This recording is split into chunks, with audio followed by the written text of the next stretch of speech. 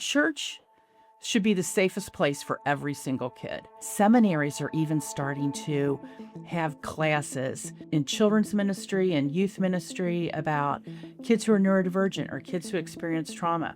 A lot of the questions we've gotten from like releasing the Every Child stuff and the course and all that is we've seen a lot of pastors, they feel kind of frozen and don't know where to start. The first thing we need to do is we need to build empathy, and we do that through science, statistics, and stories. Nationwide, 15% of the kids in public schools are considered special ed students.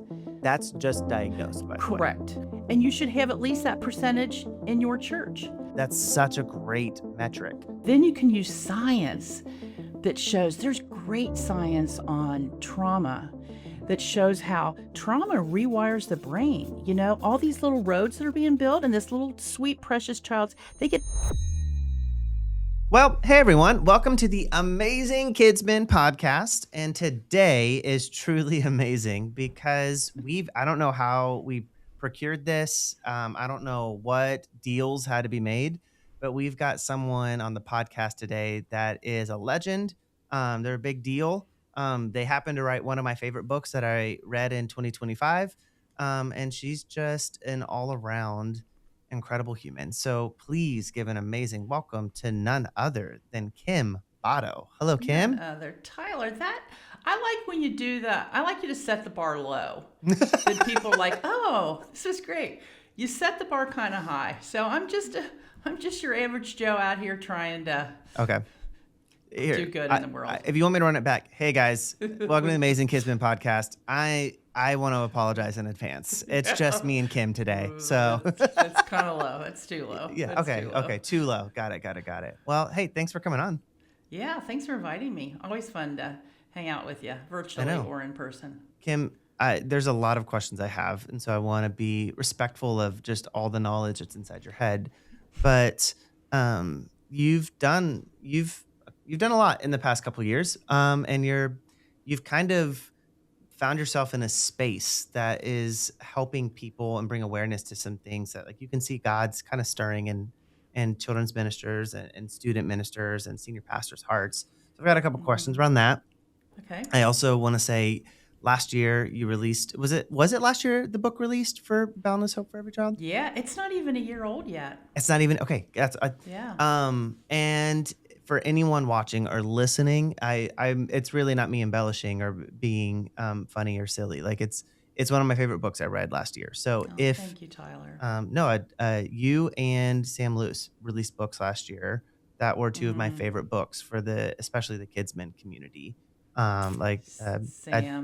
Sam.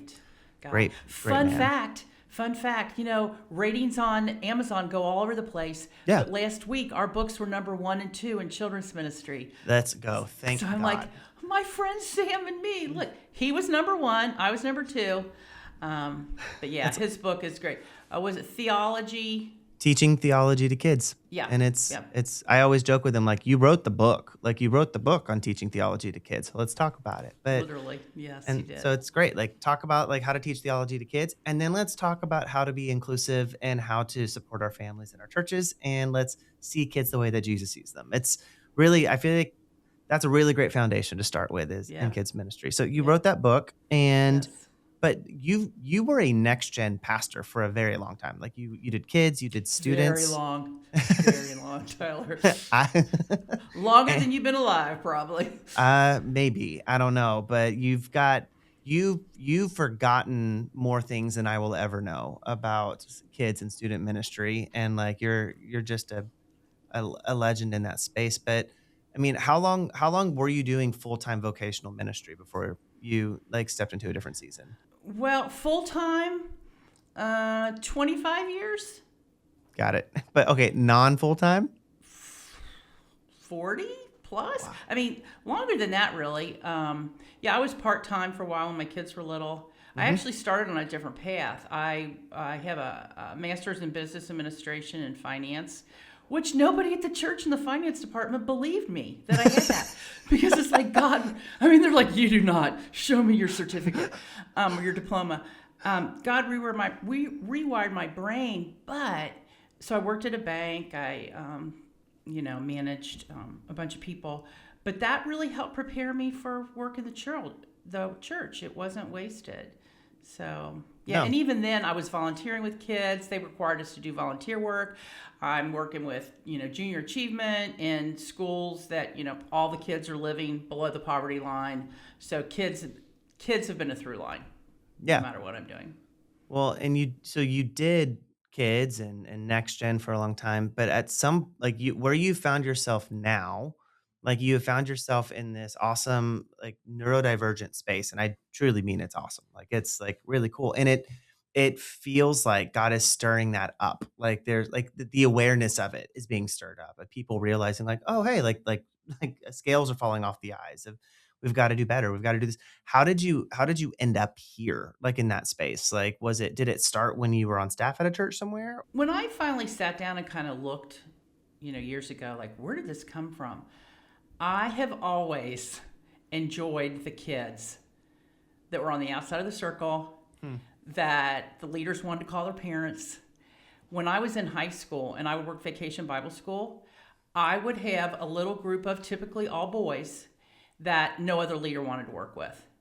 And we would have a blast. So that has been what I didn't realize until I was much older. And you and I have talked about this before. I didn't realize that I thought everybody liked those kids because I'm like, what's not to like about them? I mean, they're high energy, they're creative, they're spontaneous. Spontaneous isn't, sometimes they don't think through what they're getting ready to do. They tell you the truth, like they tell you exact. Yeah. That's right. So that's really how it started. And then as I'm working in churches, I'm finding that a lot of these kids can't find a place in the church. So literally, before neurodivergence was even a word, Yeah. we're looking at these kids whose brains are wired differently and they're responding differently to our environment that the typical kids are. And we're trying to create spaces for them.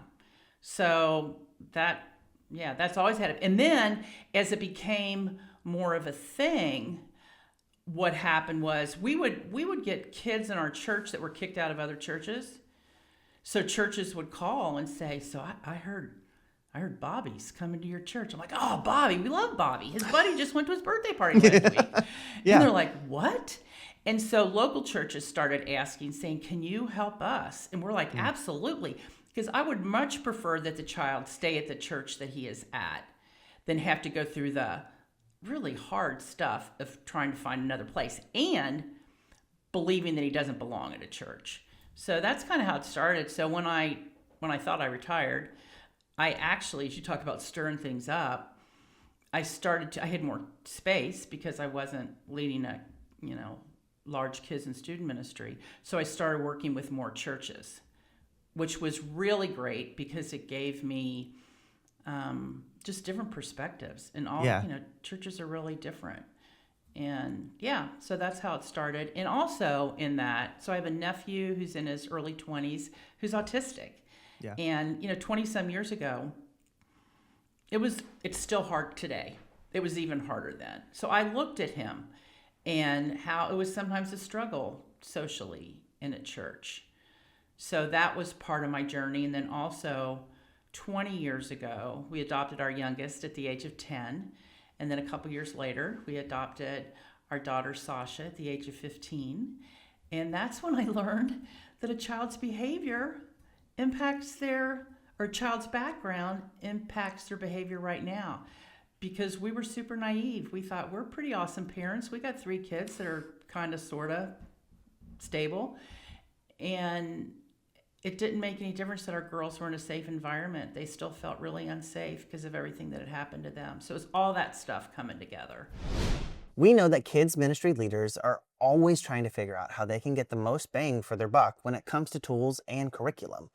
At Amazing Life, we believe the world's greatest mission deserves the world's best tools. And that's why we're constantly adding more to Amazing Plus, our complete 0 to 18 ministry strategy.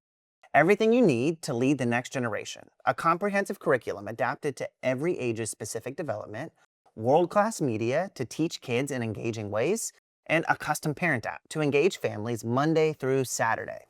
Now, we have smart software to build your services, presentation software for every scenario, and leadership training tools, and believe it or not, so much more.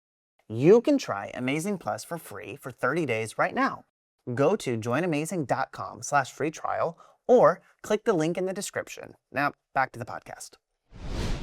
Have you always been like a curious person? Because I think it takes it's rare in ministry to, and it's not a dig on anyone. I think, but it's rare in ministry because we can get kind of set in like, hey, I have my systems. I know what I need to do. I have like what my senior pastor or my leader has asked of me to do. And so this is how I'm going to do it.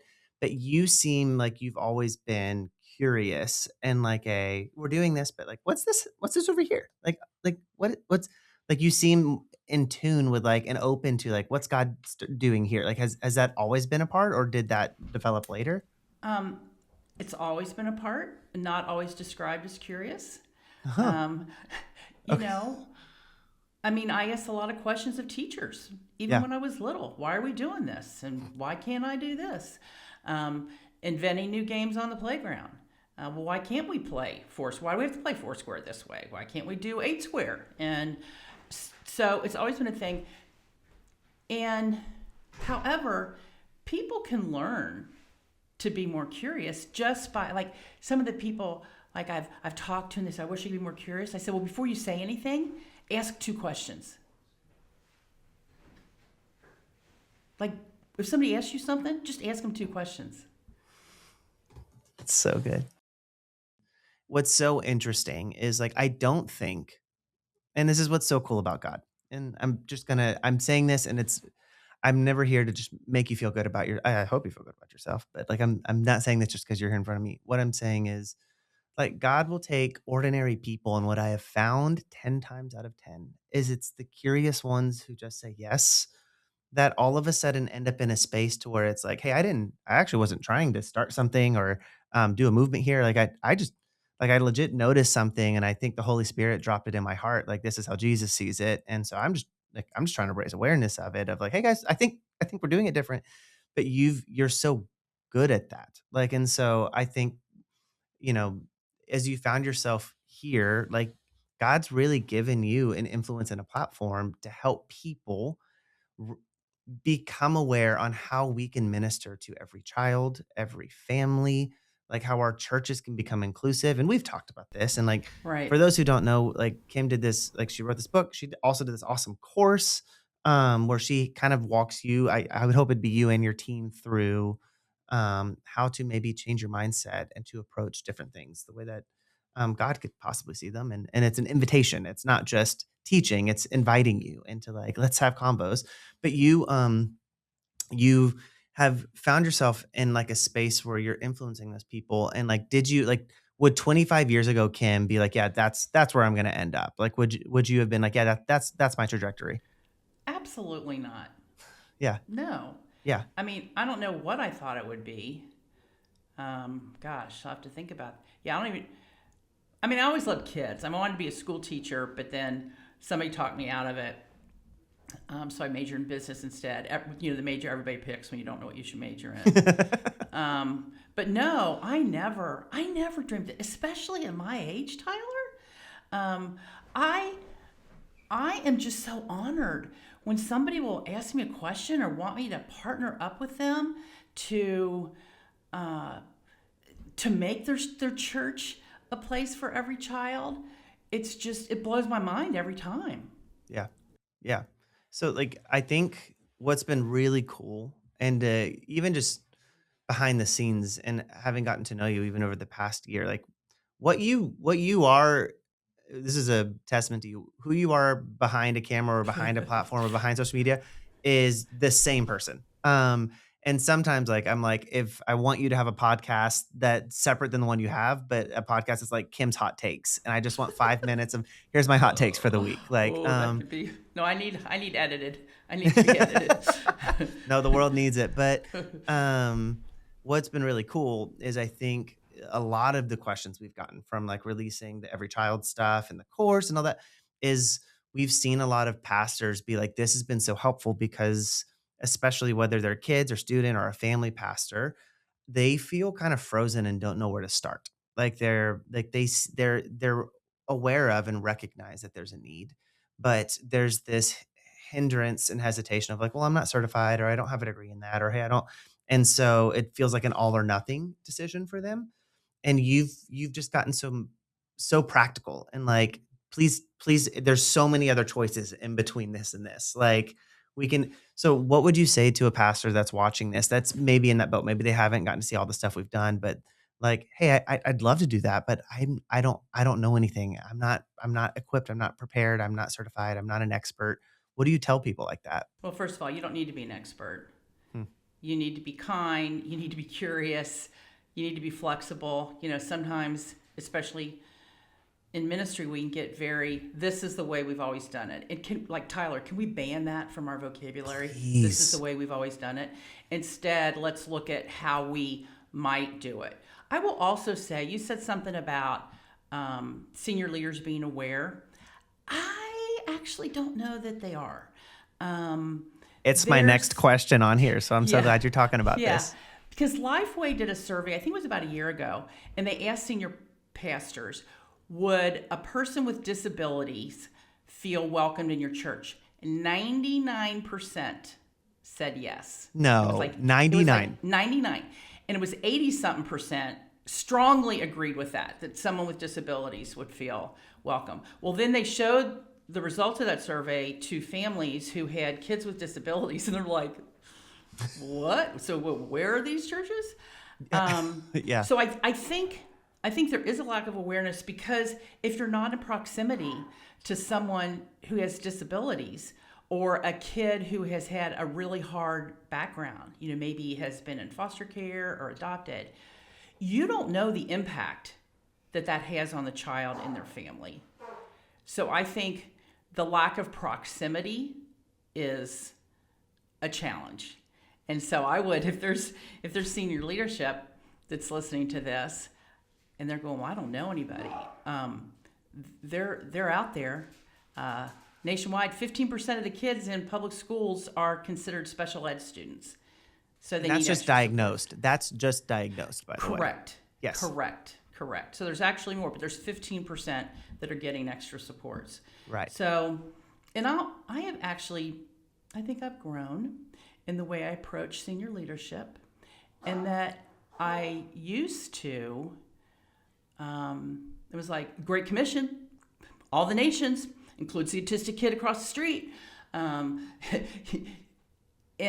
I wasn't, what I've realized now is with really any conflict, it starts with a conversation. And so if you're a kids or student leader and you're saying my senior pastor doesn't get it, which I hear a lot of them don't, sit down with them and talk to them. Yeah. And see what they do get. Like, what is their understanding? And then what I always like to say, the first thing we need to do is we need to build empathy. And we do that through science, statistics, and stories. So start telling your leader, rather than bash them with Bible verses, which is what I used to do before, which is not effective, so don't do that. We can incorporate verses. Yeah. God's heart is in that, but that's not, yeah. But find out in your public school system, in your neighborhood, what percentage of kids are considered special ed. And you should have at least that percentage in your church. That is a great measurement. Time out. Like that is like, I think a lot of people are like, what are the metrics on this? Like I'm just like pausing there for a second just to let that settle. Like that is such a great idea. Like even for you as a kids pastor or a next gen pastor to be aware of that. Like, hey, what's the statistic here in our like community? Like you should just be aware of that in general, because you have families in your community. But then is that represented in our church? So 8% of our church, like, do we have special needs? Like that's such a great metric. Yeah. And I tell church staffers, tell your volunteers that 15% of our kids in our schools. So we should expect at least 15% of the kids in our environment, at least, are going to require some extra support in order to succeed. And I think that starts to build empathy in them, because then they're like, oh, wait a minute, maybe this kid isn't just being bad, which, pro tip, they're not. Mm-hmm. But they come to realize, oh, okay, these kids need my help. They're not giving me a hard time. they need my help. So your senior pastor, you can give them statistics like that. You can give them statistics about the kids that are in foster care in your county. That's easy to find out. 2/3 of kids in the nation experience a traumatic event by the time that they're 18. Those are all stats. Then you can use science that shows, there's great science on trauma that shows how trauma rewires the brain. All these little roads that are being built and this little sweet, precious child, they get blown. And because of that, it's going to affect their behavior.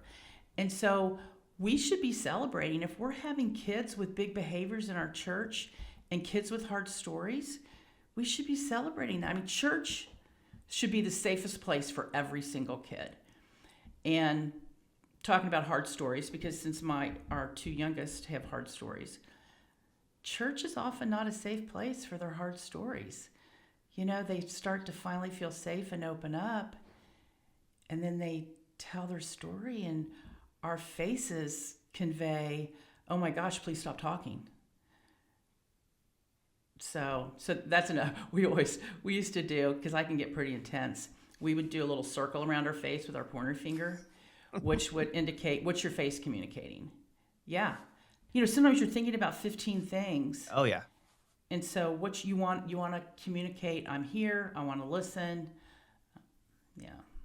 I think that's really helpful. I love the science, statistics, stories, helping your pastor. Because so I was talking to someone. They were asking about how to have a conversation with some parents, and I was telling them my favorite hard conversations are 90% questions, because you're letting people come to the conclusion themselves.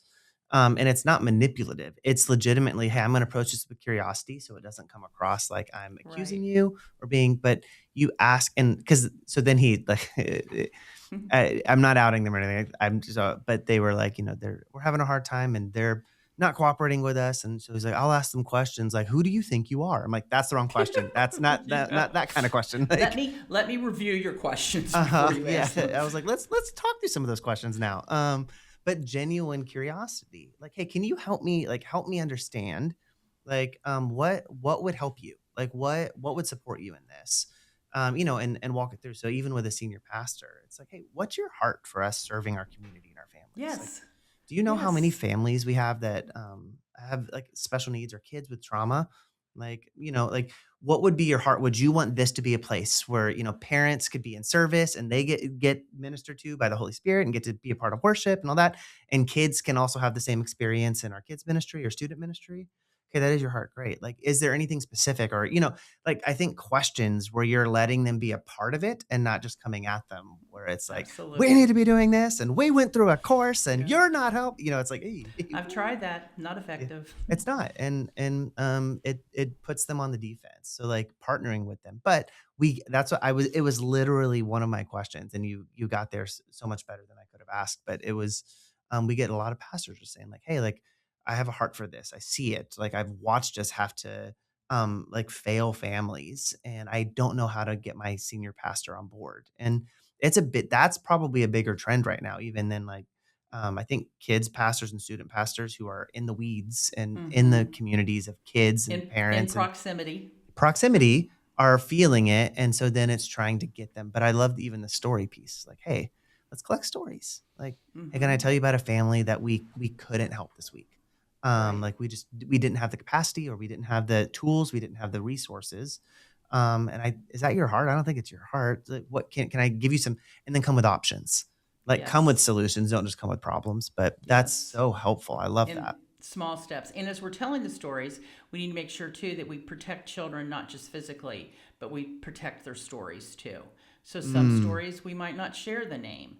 We yeah. might share it in such a way that you can't identify the kid. If we ever do share a story, we're identifying the kid. We have got to get parental permission for exactly what we're going to say before we do it. And that's that's super, super important. I think sometimes we lose track of that. I will say too, on the story piece, I talk to leaders who say, well, I don't know how the kid's whole story. And we don't need to know the whole story to be kind and compassionate and curious. But I bet once a week somebody will tell me, how do I get more of their story? And I actually talked to a psychologist about this once. I asked her, so what, like, when somebody comes to me and says that, and she goes, well, my question would be, so why do you need to know all the information? Hmm. Which I thought was really good. And she said it in about that tone too. So we don't need to know the whole story. Yeah. Yeah.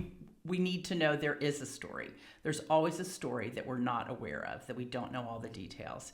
And it could be that the kid has experienced extreme abuse. It could be that the child is not yet diagnosed with something. It could be that they wanted Fruit Loops for breakfast and they were in such a hurry to get to church, they didn't get any breakfast. Yes. I mean, Oh, all those things it's can I, cause. I was reading your book last year, and you were writing about this, just about, hey, like there's stories and like trauma happens, and it brought back. I may have told you this before in a sense, but at the church I was at, we used to do this on Monday nights. We did single adult ministry, or sorry, single parent ministry. So like they would come in and we would provide a meal. So like everyone ate and like, we'd just around a table, and then they would go to like their classes and stuff like that. And we would do kids ministry. And it was kind of this like, um, it was a reputation that these kids had. Like these are the bad kids.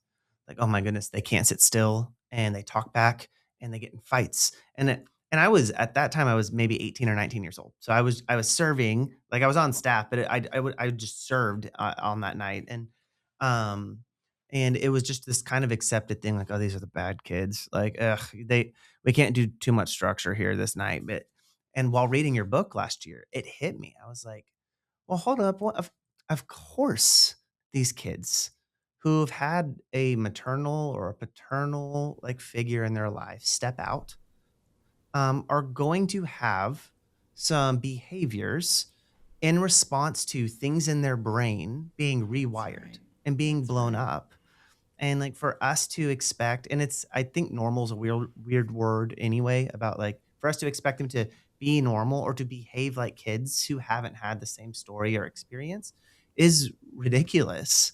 But it Ridiculous. was like, Right. so it was this retroactive thought where I was like, man, it's because I used to drive home and be like, it's wild that almost like, we would have about 30, 40 kids in there. It's wild that almost like 80% of these kids, like they all, like none of them, like they don't want to, pay attention, or they don't want to sit still, or they don't want to be here. And I wish I had known then what I know now, of like, hey, let's blow the whole thing up and let's let's meet them on their level. Like, Yeah. what do they We're actually all need? learning.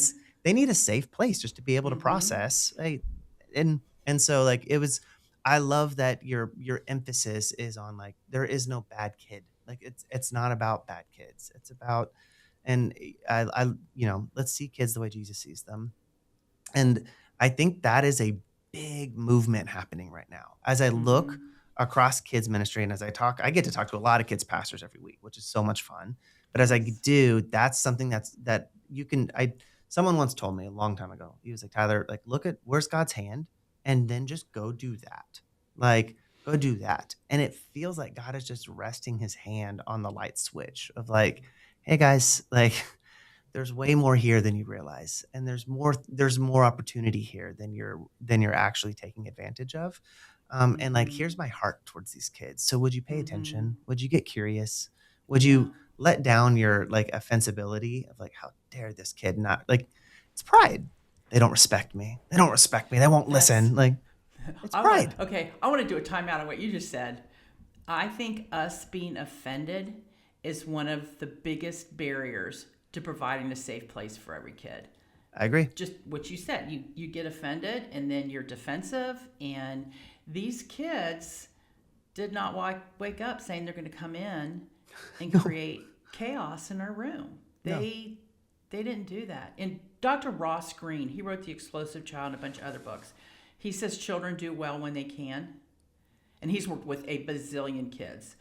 And I love his philosophy of discipline. But if our mindset is children do well when they can, when they're not doing well, then they need our help.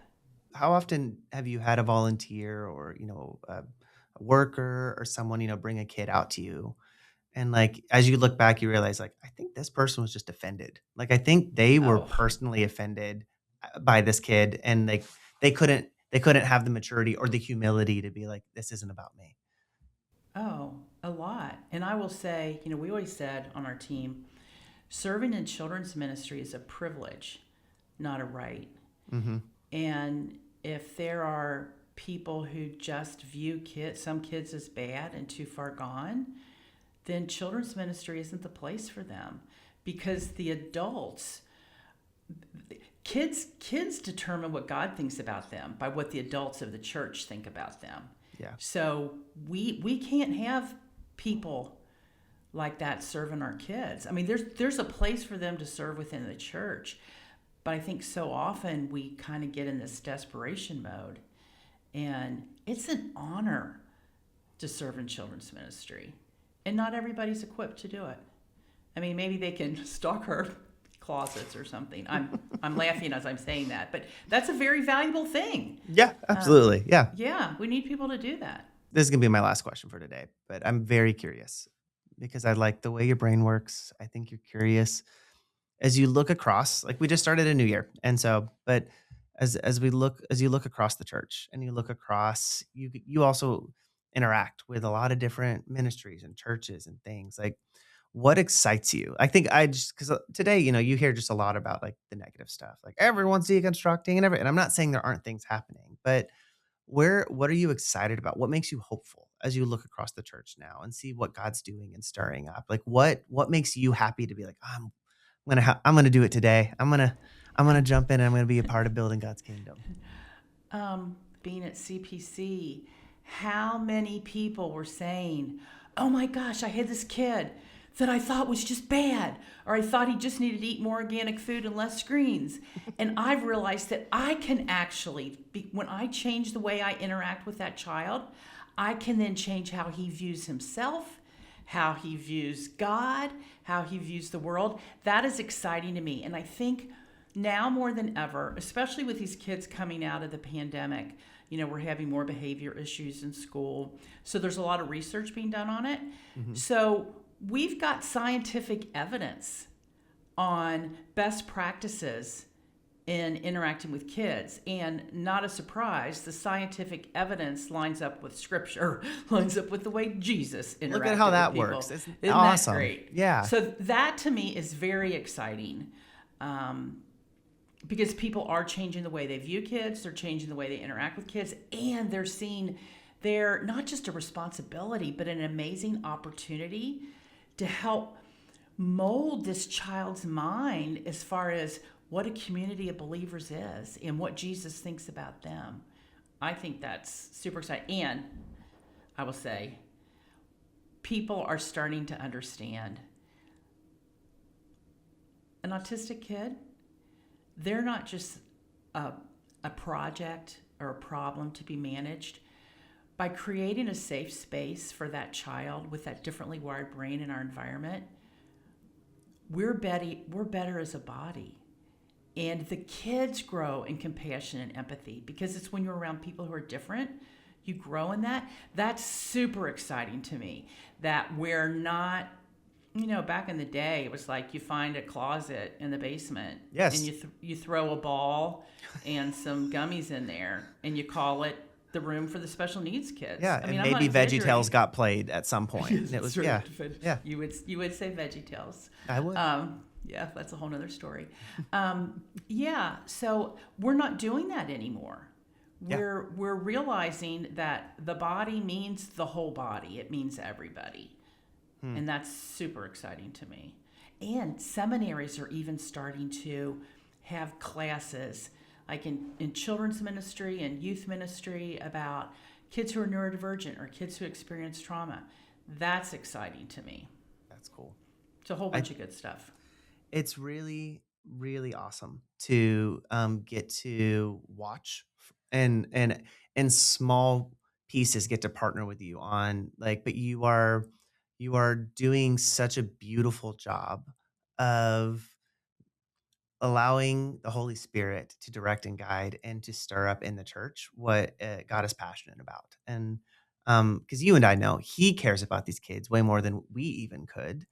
And it's like I said earlier at the beginning, like sometimes it takes someone's just faithful yes. Like, hey, if no one else is going to advocate or raise the alarm or like throw up the hand, like I'll do it. And so I thank you, thank you, thank you, thank you, thank you, thank Oh, you it's for it championing this. it's an honor and a privilege. And I want to say too, some people say to me, "Well, yeah, you can do it, but I could never do it." I'm Mm, like, yeah, you can. There's really nothing special about me. I'm just Kim Botto. I'm a grandma. I'm retired. It's sitting down, getting on a kid's level, truly believing that there's good in them because there is, because they're created in God's image. And then just being curious and flexible and having some snacks and fidgets in your pockets. Um, that's really, we make it too complicated. When you went earlier, when you talked about people feeling I'm not equipped, I'm not trained, yes, we need to equip ourselves, so we need to get trained, but that yeah. doesn't mean that we need to get a 4-year degree in it. We Hmm. can pick up some simple little tools. And I just want to call out to Amazing Life. When I first started working with you guys say you care about kids who are different, and your actions prove that you really do. Hmm. By creating curriculum that is for every child, by investing in a course that you're giving away for free to anybody who wants it. So, man, I'm so thankful for you Oh, guys. we love doing it. And I mean, the good news is we've got plans to do way more. Like there's always more to add to that course. Like Sure. well, Sure. 2.0 volume 102. I don't know whatever you want to call it, but thank you for working with us. Thanks for helping. Like you've even helped us, like as an Amazing Life like team and whatnot. The way you've brought awareness to things of like, hey, like, have you guys like, don't bolt it on. Like, let's bake it in. Right. And Right. can our programming not just be for one specific kind of kid? Although we love those kids too, and they're awesome. But like, I've started when we go to conferences and they let me do a breakout. I'm showing the 4 different like groups of kids where there's phlegmatic and they're sanguine, and it's usually Yeah. we're it's like, hey, like what if our programming, like we found ways to reach every child and it wasn't all towards just the one type of kid who's standing on their chair, like, I want to play the game. I want to play the game. I Right. love that kid. I was that kid. But there's a For lot of sure. others. And so every kid, Right. every child deserves to have the love of Jesus like shown to them.